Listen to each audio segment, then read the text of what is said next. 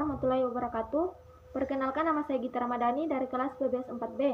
Di sini saya akan menjelaskan materi singkat dari isu-isu perbankan dan lembaga keuangan syariah. Ada 6 materi, yaitu yang pertama BUS, BPR, dan BPRS.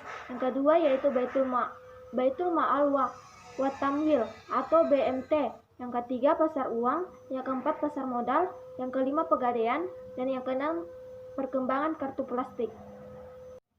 Adapun materi yang pertama yaitu pengertian BUS, BPR, dan BPRS. BUS atau Bank Umum Syariah. Bank Umum Syariah adalah bank yang dalam aktivitasnya, baik itu penghimpunan dana maupun penyaluran dananya, memberikan dan mengenakan imbalan atas dasar prinsip syariah, yaitu jual beli dan bagi hasil. BPR berdasarkan keputusan Presiden nomor 38 tahun 1988, unit usaha BPR masuk dalam ayat 1 pasal 4 Undang-Undang nomor 14 tahun 1967. BPRS atau Bank Pembiayaan Rakyat Syariah. BPRS berawal dari Undang-Undang nomor 7 tahun 1992 tentang peraturan perbankan dan peraturan pemerintahan nomor 72 tahun 1992. Isinya mengatur bank berdasarkan prinsip bagi hasil.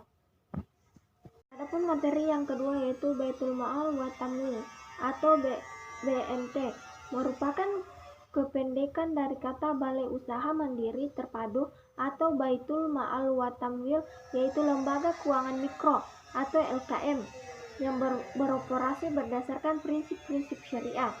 Fungsi BMT yaitu yang pertama, mengidentifikasi, memobilisasi, mengorganisir, mendorong dan mengembangkan potensi serta kemampuan ekonomi anggota. Yang kedua, mempertinggi kualitas SDM anggota agar menjadi lebih profesional dan islami. Yang ketiga, menggalang dan mengorganisir potensi masyarakat dalam rangka meningkatkan kesejahteraan anggota. Adapun materi yang ketiga yaitu pasar uang atau money market.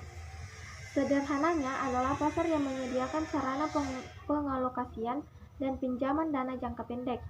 Fungsi pasar uang, yang pertama yaitu menyediakan dana, yang kedua yaitu penggunaan dana surplus, yang ketiga yaitu tidak perlu meminjam uang di bank, yang keempat yaitu membantu pemerintah, yang kelima yaitu membantu dalam kebijakan moneter, yang keenam yaitu membantu dalam mobilitas keuangan, yang ketujuh yaitu meningkatkan likuiditas dan keamanan, dan yang kedelapan yaitu keseimbangan antara pemerintah dan penawaran dana, dan yang kesembilan yaitu ekonomi dalam penggunaan uang tunai.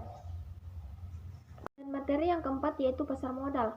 Pasar modal adalah suatu pasar yang beroperasi secara terorganisir, di mana terdapat aktivitas perdagangan surat-surat berharga seperti saham, ekuitas, surat pengakuan hutang, obligasi, dan surat berharga lainnya yang diterbitkan oleh pemerintah maupun perusahaan swasta dengan memanfaatkan jasa perantara, komisioner, dan underwriter. Jenis-jenis pasar modal yaitu primary market, yang kedua secondary market, yang ketiga yaitu trade market, dan yang keempat yaitu forward market. Materi yang kelima yaitu pegadaian. Menurut OJK-pedia, pegadaian adalah badan usaha milik negara atau BUMN yang meminjamkan dengan menerima barang sebagai jaminan dari peminjaman uangnya. Produk pegadaian dan jenis produk yang bisa digadaikan. Pegadaian memiliki berbagai macam jenis produk yang terbagi dalam 4 kategori, yaitu produk utama, produk syariah, investasi emas, dan produk lainnya. Dan materi yang terakhir yaitu perkembangan kartu plastik.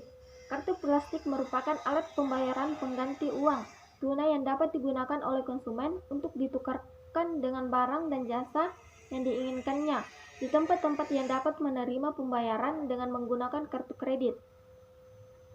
Perkembangan kartu plastik.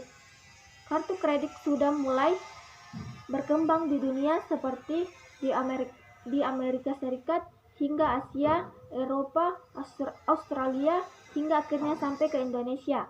Masuknya kartu kredit ke Indonesia ini tidak bisa kita tolak, sebab ini berkaitan dengan perkembangan teknologi dan informasi, dan juga keberadaan kartu kredit secara nyata sangat dibutuhkan oleh masyarakat Indonesia. Apalagi bagi mereka yang hidupnya di kota-kota besar. Adapun jenis-jenis kartu plastik, yang pertama yaitu berdasarkan fungsinya, yaitu credit card, charge card, debit card, dan cash card. Yang kedua yaitu berdasarkan wilayah berlakunya, yaitu kartu kredit nasional dan kartu kredit internasional. Itulah materi singkat yang saya bawakan. Kurang dan lebihnya